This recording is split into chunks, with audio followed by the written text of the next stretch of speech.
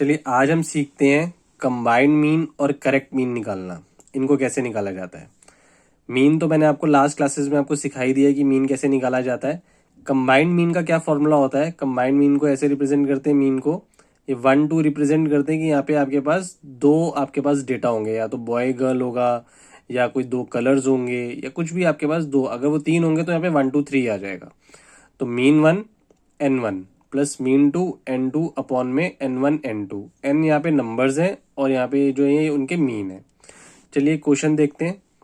Question है in a class there were 100 students. एक class में 100 स्टूडेंट्स हैं, तो आपको मतलब N दिया हुआ है, 100 आपको दिया हुआ है स्टूडेंट्स का। Out of which 60 were girls. इस 100 स्टूडेंट्स में से 60 जो है वो गर्ल्स हैं। तो आपको पता चल गया होगा कि अगर 100 में 60 गर्ल्स हैं तो 40 बॉयज होंगे। फिर आगे क्वेश्चन में क्या लिखा हुआ है, the mean of girls and boys were 20 and 30। Girl का मीन और बॉय का मीन दोनों का दिया हुआ है 20 and 30। Find combined mean. Easy question है।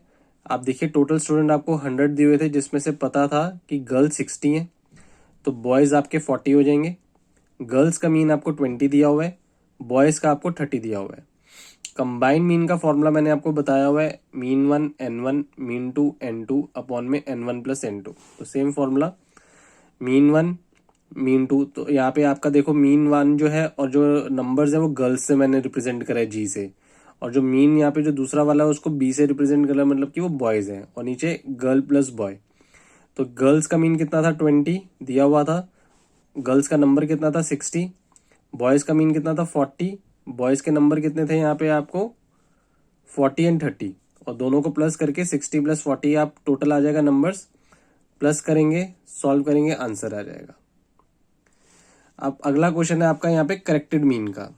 करेक्टेड मीन का मतलब क्या होता है कि जब आपने क्वेश्चन को सॉल्व करा तो इसका आपने कुछ आइटम्स गलत ले ली होंगी, अब आपको उसको दोबारा से करेक्ट करके निकालना है। तो क्वेश्चन है the mean of 40 students were 100।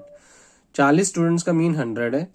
Later on, it was discovered that two items 20 and 30 was misread as 10 and 140. Find correct mean.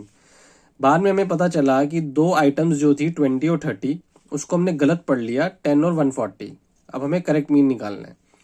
तो मीन का फॉर्मूला आपको पता है क्या होता है, सिग्मा एक्स अपॉन, मतलब मीन का फॉर्मूला होता है सिग्मा एक्स अपॉन एन। तो मीन आपको कितना दिया हुआ है यहाँ पे 140 स्टूडेंट्स का। सिग्मा एक्स आपको पता नहीं है, आपने इसको इधर जाके मल्टीप्लाई करा तो सिग्मा एक्स की वैल्यू आ गई 4000। अब करेक्ट मीन कैसे निकालेंगे, इसके अंदर जो आपकी करेक्ट आइटम्स थी 20 एंड 30 और इनकरेक्ट आइटम्स क्या थी 10 और 140।